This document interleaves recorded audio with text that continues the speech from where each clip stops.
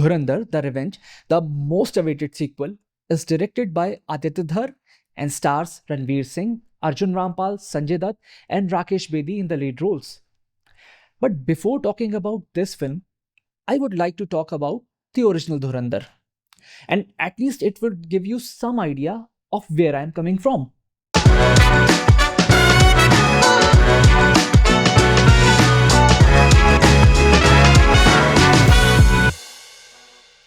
मुझे आज भी याद है कि मैं थिएटर में था जब मैंने पहली बार इसका ट्रेलर देखा था.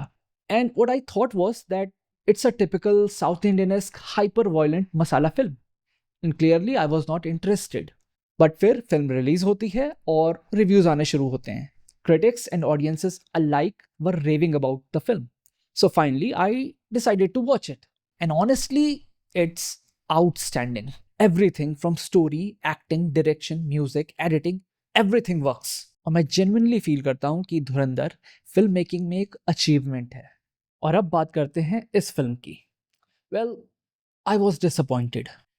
The best thing that I can say about this film is कि 4 घंटे की फिल्म होने के बाद भी I was not bored. पर अजीब बात यह है कि मुझे कुछ फील भी नहीं हुआ. And that contradiction is exactly what this film is. The first film works because it's a story about rise. एक इंडियन एजेंट पाकिस्तानी अंडरवर्ल्ड में नीचे से ऊपर आ रहा है.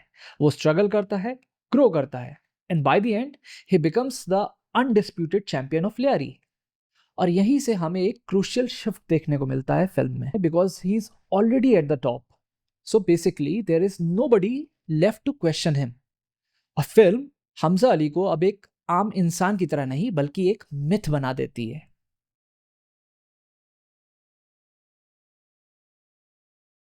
इस फिल्म की सबसे बड़ी प्रॉब्लम यह है कि इस फिल्म में कोई स्ट्रॉन्ग विलन है ही नहीं. फर्स्ट फिल्म की बात की जाए तो वहां रहमान डकैत ना सिर्फ एक विलन था बल्कि एक स्ट्रॉन्ग आइडियोलॉजिकल फोर्स भी था. वो खुद को बलोच लोगों का मसीहा मानता था. अब उसके एक्शंस गलत भले ही हो सकते हैं लेकिन उसकी इंटेंशंस क्लियर थी. टेररिज्म के रास्ते पे वो काफी बाद में चलना शुरू करता है, at least from an Indian perspective. और इसीलिए वो हमजा अली के सामने ना सिर्फ एक स्ट्रॉन्ग फिजिकल बल्कि स्ट्रॉन्ग आइडियोलॉजिकल ऑपोजिशन के तौर पे खड़ा रहता था. और रहमान डकैत के बाद भी एक बहुत ही स्ट्रॉन्ग सेकेंडरी विलन्स का नेटवर्क था, जैसे Arjun Rampal, Rakesh Bedi and Sanjay Dutt. So basically पहली फिल्म में मल्टीपल विलन्स थे. लेकिन रहमान डकैत के मरने के बाद इस फिल्म में एक वैक्यूम क्रिएट होता है और ये फिल्म उसे भरने की कोशिश भी नहीं करती है. तो अब बात करते हैं अर्जुन रामपाल के कैरेक्टर यानी मेजर इकबाल की. पिछली बार के मुकाबले इन्हें काफ़ी ज़्यादा स्क्रीन टाइम दिया गया है. इन्हें बैक स्टोरी भी प्रोवाइड की गई है. हमें पता चलता है कि इनके फादर बहुत ही अब्यूजिव इंसान थे और he had a very traumatic childhood. The only problem is कि यहाँ ये कुछ नया नहीं करते. पिछले पार्ट में ही was very conniving, controlled and dangerous, पर यहाँ ये सिर्फ लाउड है. सेकेंडरी कैरेक्टर्स जैसे संजय दत्त और राकेश बेदी की बात की जाए तो basically they are working in tandem with Hamza. And secondly वो सेकेंड हाफ से बेसिकली गायब ही हो जाते हैं. तो टेक्निकली आखिर विलन है ही कौन?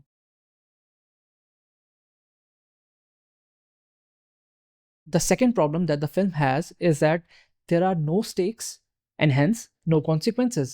फिल्म में एक ऐसा मोमेंट आता है जब इंडिया से हमजा का फ्रेंड आता है और वो उन्हें आइडेंटिफाई कर लेता है और आपको लगता है now things are going to get interesting, पर विद इन मिनट्स उस कैरेक्टर को मार दिया जाता है. कोई बात नहीं, अब आपको लगता है एटलीस्ट हमजा को ये एक्सप्लेन तो करना पड़ेगा, बट मोहम्मद आलम आ जाते हैं और वो सारा ब्लेम अपने सिर पे ले लेते हैं. इससे एक अच्छी चीज़ ये होती है कि संजय दत्त को इन पे शक हो जाता है. एंड अगेन आपको फिर से लगता है कि चलो कोई बात नहीं, अब तो प्रॉब्लम क्रिएट होगी. But within 5 minutes Sanjay Dutt character is killed off. So basically film stakes create करती है पर उन्हें डेवलप होने का टाइम नहीं देती और हर प्रॉब्लम बनने से पहले ही सॉल्व कर दी जाती है. That in itself is a big problem. क्योंकि फिल्म में प्रॉब्लम्स क्रिएट नहीं हो पाती तो कॉन्सिक्वेंसेस भी नहीं होते, और क्योंकि कॉन्सिक्वेंसेस नहीं है तो आखिर टेंशन कहाँ फील होगी. अब क्योंकि इस फिल्म में स्टेक्स और कॉन्सिक्वेंसेस की कमी है तो उसे कवर अप करने के लिए मोन्टाजेस को फिलर की तरह यूज़ किया गया है. हम देखते हैं कि हमजा का एम्पायर एक्सपैंड हो रहा है, उसके दुश्मन मारे जा रहे हैं और उसकी पावर का स्टेटस को मेंटेन है, पर हम ये नहीं देखते कि वो क्या डिसीजन ले रहा है और उसके क्या कॉन्सिक्वेंसेस होंगे. अब इस फिल्म में एक और बड़ी कमी है, इस फिल्म के सभी कैरेक्टर्स बहुत ज्यादा लाउड हैं, वो कुछ भी इम्प्लाई नहीं करते, सीधे बोल देते हैं। इस फिल्म के कैरेक्टर्स सब टेक्स्ट में बिलीव नहीं करते हैं। अब यहाँ मैं आपके साथ अपना एक थिएटर का एक्सपीरियंस शेयर करना चाहूँगा। मेरे बगल में एक कपल बैठा हुआ था that was completely into the film. वो हूट कर रहे थे, क्लैप कर रहे थे, हर ओवर द टॉप मोमेंट को इंजॉय कर रहे थे। Exactly the type of audience जिसके लिए मूवी डिज़ाइन की गई है। लेकिन क्लाइमैक्स के दौरान एक मोमेंट आता है जहां अर्जुन रामपाल और रणवीर सिंह के कैरेक्टर्स फाइट करते हैं, और जैसा मैंने आपको बताया कि अर्जुन रामपाल का कैरेक्टर बहुत ज़्यादा लाउड है इस फिल्म में, तो वो बहुत ज़्यादा वेनमस और इन्फ्लेमेटरी लैंग्वेज यूज़ करते हैं उस दौरान। The goal of that scene is to incite the audience.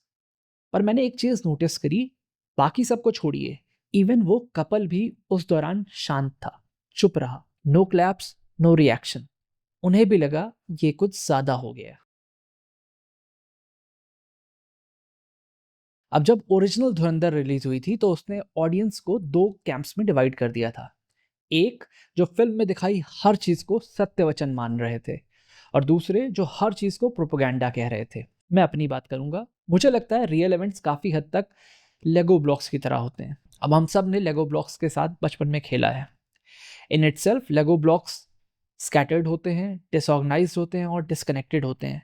They don't have any meaning. पर अगर हम चाहें तो उन्हें जॉइन करके, कनेक्ट करके उन्हें कुछ भी मीनिंग दिया जा सकता है, उन्हें कोई भी शेप दिया जा सकता है। मुझे लगता है इस फिल्म के साथ भी कुछ ऐसा ही हुआ है। यहाँ पे आदित्य धर ने बहुत अच्छा काम किया है और सभी रियल इंसिडेंसेस को प्रॉपरली जोड़ा गया है, और सिनेमा में यही किया जाता है। अब कितना सच है, कितना झूठ है, ये पता चलना बहुत मुश्किल है, क्योंकि कभी भी कोई गवर्नमेंट एजेंसी अपने सभी सीक्रेट्स डिस्क्लोज नहीं करती है। अभी कुछ देर पहले मैंने आप लोगों से कहा था कि इस फिल्म की सबसे बड़ी प्रॉब्लम यह है कि इस फिल्म में स्ट्रॉन्ग विलन नहीं है। But I was not being completely honest with you guys. Hamza is suppose to be the protagonist of the film, पर वो मर्डर करता है, लोगों को कंट्रोल करता है, मैनिपुलेट करता है, ड्रग्स और गन्स स्मगल करता है। वो हर वो काम करता है जो एक बैड गाय करता है।